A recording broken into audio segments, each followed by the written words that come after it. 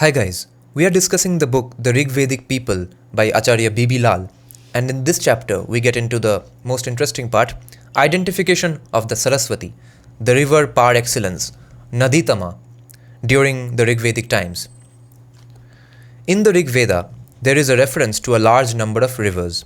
In fact, verses 10.75.5 and 6 mention all the rivers in a serial order from the Ganga Yamuna in the east to the Indus and in the western tributaries in the west.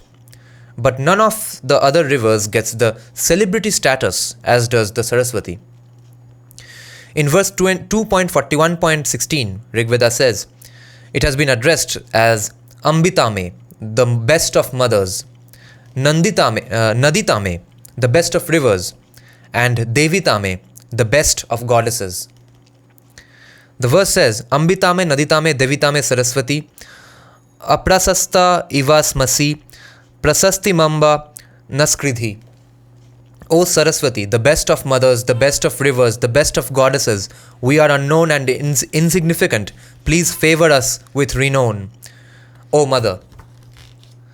The Saraswati was given the status of a full-fledged goddess and was ranked alongside such renowned deities as Agni, Indra, etc. in Rigveda 5.46.2 runs as follows: Agna Indra Varuna Mitra Deva Sarda Prayanta Marutota Vishnu Ubha Nasatya Rudro Adha Gyana Pusa Bhaga Saraswati Jusanta. O gods, Agni, Indra, Varuna, Mitra, the Marutas and Vishnu, give us strength. O the two Nastyas, Rudra, the divine females, Pushan, Bhaga, Saraswati, be pleased. According to verse 7.95.2, the Saraswati originated in the mountains and flowed all the way down to the ocean. Ekachetat Saraswati Nadinam Suchir Yati Giribhya Asamudrat Rayaschetanti Bhuvanasya Bhurer Ghritam Payo Duduhe Nahusaya. The purest among all the rivers and vibrant, the Saraswati moves on from the mountains to the ocean, manifesting immense riches of the world. She has provided milk and ghee, clarified butter, to Nahusa. That she was a very mighty river echoes from many of the Rigvedic verses such as 6.61.2, Iyam susmebhir bisakha ivarujat sanu girinam tavisebhirurambhi Paravataghni Mavase Suvrikiti bhi Saravatima Vivasema Dhiti bhi. The Saraswati river has shattered mountain peaks with her fast and powerful waves, just as easily as one uproots the lotus stems. Let us invoke her, who strikes what is fear and near with holy hymns and prayers. Where is or was this mighty Saraswati? In his book, Advent of the Aryans in India, 1999, our good friend R.S. Sharma, a noted historian who unfortunately is no more, made a very pathetic and completely unfounded statement as follows. The fundamentalists want to establish the superiority of the Saraswati over the Indus because of communal considerations. In the Harappan context, they think that after partition, the Indus belongs to the Muslims and only the Saraswati remains with the Hindus.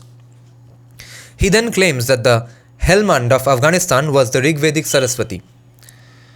R.S. Sharma writes, the Saraswati receives much attention in the Rig Veda and several Shuktas are devoted to it, so they want to use it for their purpose. But it seems that there are several Saraswatis and the earliest Saraswati cannot be identified with the Hakra and the Ghaggar. In the Rig Veda, the Saraswati is called the best of the rivers, Naditama. It seems to have been a great river with perennial water. The Hakra and Ghaggar cannot match it. The earliest Saraswati is considered identical with the Helmand in Afghanistan, which is called the Haravati in the Avesta. In any case, the linguistic and time-place proximity of the Avesta to the Rig Veda leaves no doubt that the early Vedic Saraswati is the same as Haravati or Helmand. As the Vedic people expanded, they took the name Saraswati to Punjab, Haryana and Rajasthan and also to Garhwal, Prayaga and Rajgir. Now Bibilal writes, the expression, quote, as the Vedic people expanded, unquote, end quote, clearly shows that Sharma wrote the above under the spell of the Aryan invasion theory, which postulates that the Vedic people came from outside and entered India from the west. Thus, according to Sharma, the name of the river must have travelled from Afghanistan to India. But as shown in chapters 2, 3 and 4, there was no Aryan invasion nor even Aryan immigration. Hence, the theory of carrying the name of the river from Afghanistan to India does not arise. In this context, Sharma completely lost sight of the fact that there are no two opinions about the fact that the Avesta is later than the Rigveda. Thus, how could the name from a later text have been carried on to an earlier one? It can happen if you are a Marxist.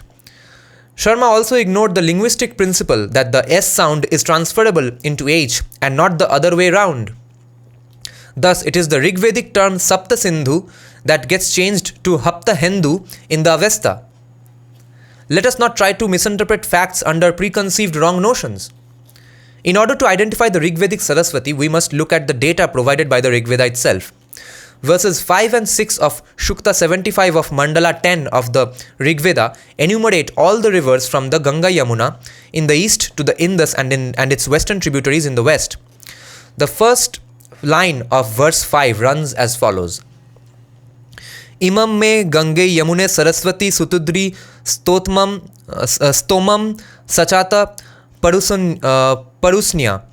It clearly shows that the Sarasvati lay between the Yamuna and Satluj. Since there aren't any rivers by the names of Yamuna and Satluj in Afghanistan, how can we dare place the Sarasvati there? There is a lot more that negates the theory of identifying the Helmand of Afghanistan with the Rigvedic Sarasvati. For example, as shown earlier, verse 7.95.2 clearly states that the Sarasvati originated in the mountains and debouched in the ocean. While in Afghanistan there do exist mountains, there is no ocean. Then how can the Rigvedic description of the Sarasvati as flowing into the ocean be matched by the Helmand of Afghanistan? Once again, Rigveda 3.23.4 mentions the Drisadvati and Apaya as being tributaries of Sarasvati. Drisadvatyam Manusa Apayayam Sarasvatyam Revadagni Didihi. In Afghanistan, there is no Drisadvati nor Apaya.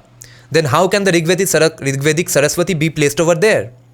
As we shall see a little later, it is in India that the entire description of the Rigvedic Sarasvati duly fits in. But before we do that, there is another misconception which needs to be removed. Irfan Habib and his son Faiz Habib. Irfan Habib's father was Muhammad Habib, who established the history department in Aligarh Muslim University because he was good friends with Muhammad Ali Johar of Pakistan. Irfan Habib and his son Faiz Habib in 1991-92 hold that there were three Saraswatis. The the first one being the Helmand of Afghanistan, the second the Indus, and the third the present-day Saraswati running through Haryana, Rajasthan, etc. While we have already commented on the impossibility of the Helmand being the Rigvedic Saraswati, we shall now show how the Indus too could not have been the Rigvedic Saraswati. In the Nadi Stuti hymn, that is Rigveda 10.75.5 and 6, the Saraswati as well as the Sindhu or Indus are both mentioned separately, which clearly shows that the two are different rivers and not the same. Now to the positive side, while enumerating the various rivers in a serial order from the east to the west, Rigveda 10.75.5 refers to the Saraswati as lying between the Yamuna and the Satluj. Today also there is a river called the Saraswati which lies between the Yamuna and the Satluj.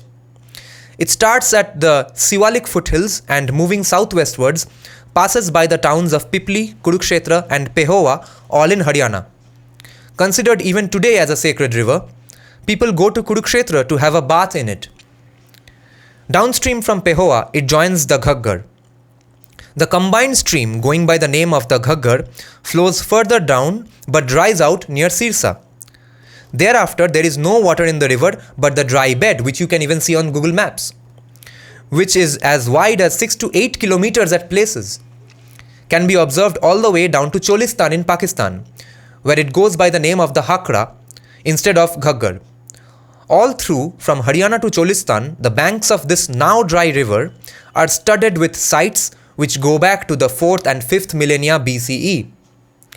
This clearly establishes that in ancient times the river had plenty of water to sustain the lives of the people who occupied the adjacent villages, towns, and cities. It is not known why and when the same river came to be known by different names in Haryana, Rajasthan on the one hand and Cholistan on the other. In fact, further down in Sindh, it goes by a still different name, namely the Nara. After a careful study of the Nara and the Indus or Sindhu in the Sindh region, Louis Flamm in 1999 observes as follows. In addition to the Sindhu Nadi, the Nara Nadi has been recognized as an exclusive perennial river which flowed in the northeastern, east central and southeastern portions of the lower Indus basin in the 4th and 3rd millennium BC. Available evidence suggests that during the 4th and 3rd millennia, the delta of the combined Sindhu Nadi and Nara Nadi was located near the run of Kutch on the eastern side of the lower Indus basin to somewhere between Hyderabad and Thatta in Sindh. Now Bibilal writes, from the foregoing detailed analysis of the river system of the lower Sindh, it is clear that the ancient Sarasvati in its modern avatara of the Nara flowed all the way down to the ocean. This duly corroborates the second part of the following Rigvedic description of the river, Yati Gribhya Asamudrat, that is, it flowed from the mountains all the way down to the ocean. But the first part of the Rigvedic statement vis-a-vis from the mountains still remains to be corroborated. In this context, we can do no better than to refer to an extensive study made by two eminent geologists, V.M.K. Puri and B.C. Verma, in 1998. These scholars have identified 4 terraces in the mountainous region between Yamuna and the Markanda rivers, which they have named T0, T1, T2 and T3 from the top downwards.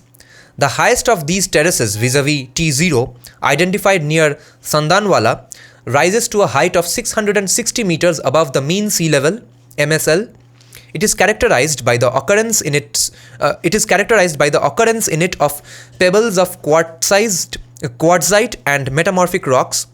T0 and T1 have been identified in the neighboring areas as well and found to have similar lithological composition. However, the lower terraces vis-a-vis T2 and T3 are bereft of this kind of material, except along the present-day course of the Yamuna. Based on the available data, these scholars affirm, now we are seeing the quote of those scholars, thus the terraces studied in Sandanwala, Bata, Garibnath and Markanda provide an irrefutable geological evidence to suggest a course of a river that was flowing in almost west-northwesterly direction in the past.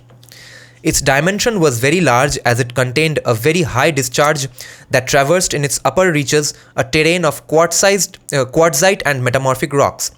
Moreover, in the Paunta Valley, there is a clear evidence that prior to the present Yamuna river, there existed a major river channel at a much higher elevation that followed a westerly and southwesterly course through a route now almost completely obliterated on the Sivalik platform due to erosion, but its terraces are still observed along Adh-Badri and Markanda link in the plains immediately to the south of Sivalik belt. Now Bibilal writes, as to the source of this mighty river which is now lost, Puri and Verma draw our attention to the basin of the Tons, where quartzite and metamorphic rocks dominate. In sum, they affirm, all the evidences point to only one conclusion, that the present-day Tons was in fact Vedic Sarasvati in its upper reaches. Now Bibilal again writes, Puri and Verma have also produced an excellent map, which is given in figure 5.3, which shows that the ancient Sarasvati was the outflow of the waters from the various glaciers in the Himalayas. This corroborates the Rigvedic statement, Yati Giribhya, that is, the Sarasvati originated in the mountains. Further, the tremendous amount of water that it received from the glaciers made it so mighty that Iyam Susmebhir Bisakha Ivarujat Sanu Girinam Tavi Sebhirur Mibhi. This Sarasvati has shattered the mountain peaks with her fast and powerful waters.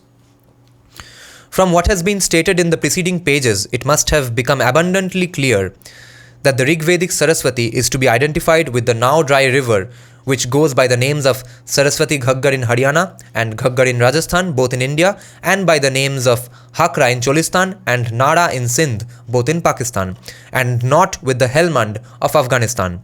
And he makes a footnote here. There have been many publications on the subject, amongst which attention may be invited to one by Michel Danino, The Lost River on the Trail of the Sarasvati, Penguin Books 2010. It contains copious references to earlier publications.